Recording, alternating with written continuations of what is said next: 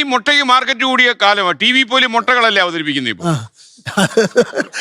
അല്ല, മുട്ടയ്ക്ക് പൊതുവേ ഡിമാൻഡാ. കാരണം ഇപ്പം തണുപ്പ് സീസൺ ആയി കഴിഞ്ഞാൽ മുട്ടയ്ക്ക് പൊതുവേ ഡിമാൻഡാ. ഈ ക്രിസ്മസ് ഇതുപോലെ ഈ കഴിഞ്ഞ വർഷം ഏറ്റവും വലിയ മാർക്കറ്റ് വന്ന മുട്ട നാമക്കല്ലിൽ ബേസ് ചെയ്ത് തെക്കേ ഇന്ത്യ ബേസ് ചെയ്ത്. കാരണം കേരളത്തിലേക്ക് വരുന്ന പണ്ടൊക്കെ നമ്മുടെ വീടുകളിൽ കോഴിയൊക്കെ വളർത്തുമായിരുന്നു, പിന്നെ കുട്ടികളെ മണ്ണുമൊക്കെ ആയിട്ടൊന്ന് ബന്ധപ്പെടുമായിരുന്നു. ഇപ്പൊ അങ്ങനെ ഒരു ടച്ചേ ഇല്ല. കാരണം വീട്ടില് 10-25 കോഴിയൊക്കെ ഉള്ള വീടുകളിൽ അവിടുത്തെ മാലിന്യങ്ങൾ അത്യാവശ്യമൊക്കെ നീങ്ങിപ്പോവുകയും എന്നാൽ നല്ല പ്രോട്ടീൻ കിട്ടുകയും ചെയ്യും. പക്ഷെ ഇതൊന്നും ആരും ശീലമാക്കാത്ത രീതിയിൽ പോയോണ്ട് അതിന്റെ മാറ്റങ്ങൾ വന്നു. നവാഗത പ്രതിഭകൾ വരുന്നില്ല കോഴി വളർത്തൽ. അതെ, കറക്റ്റ്. അതാണ് പ്രശ്നം. കോഴി വരുമാനങ്ങളിൽ ഒന്നാണ് കോഴി വളർത്തൽ. ഏറ്റവും നല്ല വരുമാനം. കൃഷിയേക്കാൾ നല്ലതാണോ? കോഴി വളർത്തൽ കൃഷിയിൽ ഉൾപ്പെടുത്തിയിട്ടില്ല. പക്ഷേ ഈ കൃഷിക്കൊപ്പം കോഴി വളർത്തലുണ്ട്. എനിക്ക് 25,000 കോഴിയുണ്ട്. 25,000 കോഴി വളർത്തുന്നുണ്ട്. കോഴി ഇറച്ചിയിലൂടെ ഇത്രയധികം വിഭവങ്ങൾ ഉണ്ടായതിനൊരു കാരണം ശരിക്കും പറഞ്ഞു കഴിഞ്ഞാൽ ഇത്രയും ചീപ്പായിട്ട് കിട്ടുന്ന ഏറ്റവും നല്ലൊരു ഏതാ ഉള്ളത്. കാരണം ആ ഒരു മീറ്റ് ഇറക്കിയത് എങ്ങനെയാ, ഒരുപാട് വർഷത്തെ റിസർച്ചിന് ശേഷം ഏറ്റവും നല്ല ബെസ്റ്റ് ബ്രീഡിനെ സെലക്ട് ചെയ്താണ് ഇറക്കിയത്.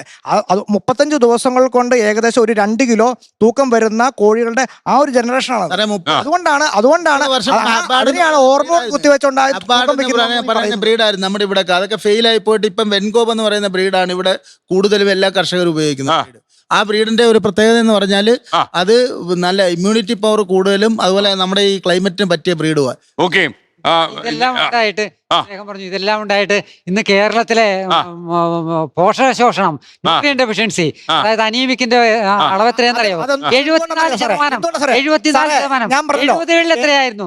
70-കളിൽ എത്രയായിരുന്നു? ഒറ്റ ചോദ്യം. 70. താങ്കൾ ചോദിച്ചല്ലോ എന്താണ് ജൈവം, എന്താണ് രാസം. ഈ ജൈവം രാസം എന്താണ്? ഭൂമി കുഴിച്ച 5000 അടി താഴ്ചയിൽ നിന്ന് കൊണ്ടുവരുന്ന പെട്രോളിയം ഉൽപ്പന്നങ്ങളാണ് രാസവളമായിട്ട് നിൽക്കുന്നത്. 99%. സാറിവിടെ പറയും 99%. അതിൽ നിന്ന് തന്നെയാണ് അരോമാറ്റിക് ഹൈഡ്രോ കാർബൺ ആയിട്ടുള്ള കീടനാശിനികൾ ഉണ്ടാകുന്നത്. ആ കീടനാശിനികൾ എന്ന് പറയുന്നത് സിസ്റ്റമിക്കാണ്. അത് അന്തർവ്യാപന ശേഷിയുള്ളതാണ്. അത് ഈ പറഞ്ഞ പോലെ സൈക്കോടോക്സിറ്റിയും ജീനോടോക്സിറ്റിയും ഉണ്ടാക്കുന്നു. ഡോക്ടറിനെ കുറിച്ച് വിശദമായിട്ട് പറയും. ഞങ്ങൾ അതിനെക്കുറിച്ച് പഠനം നടത്തിയിട്ടുണ്ട്. ഞങ്ങൾക്കൊരു ഡോക്ടർമാർ ഒരു വലിയ എന്ത് ചെയ്യണം? ഇപ്പൊ അതല്ലാതെ ഉൽപ്പാദിപ്പിക്കാൻ കഴിയും. താങ്കൾക്ക് ഒരു ഇത്തിരി ഉപദേശം എടുക്കാൻ പറ്റും. അല്ല, പെസ്റ്റിസൈഡ്സ് റെസിഡ്യൂസിന്റെ കാര്യത്തിൽ നമ്മളെക്കാൾ കുറച്ചുകൂടെ കടന്നു ചിന്തിക്കുന്നവരാണ് യൂറോപ്യൻ മാർക്കറ്റ്. 2012 കൂപ്പ് എന്ന് പറഞ്ഞ അവിടുത്തെ ശൃംഖലയിൽ ഇവിടുന്ന് ഞാലിപ്പൂവൻ പഴം എക്സ്പോർട്ട് ചെയ്ത ഒരാളാണ് ഞാൻ. അപ്പോൾ അന്ന് NABL ലാബിൽ അവർ പറയുന്ന ടെസ്റ്റ് നടത്തി.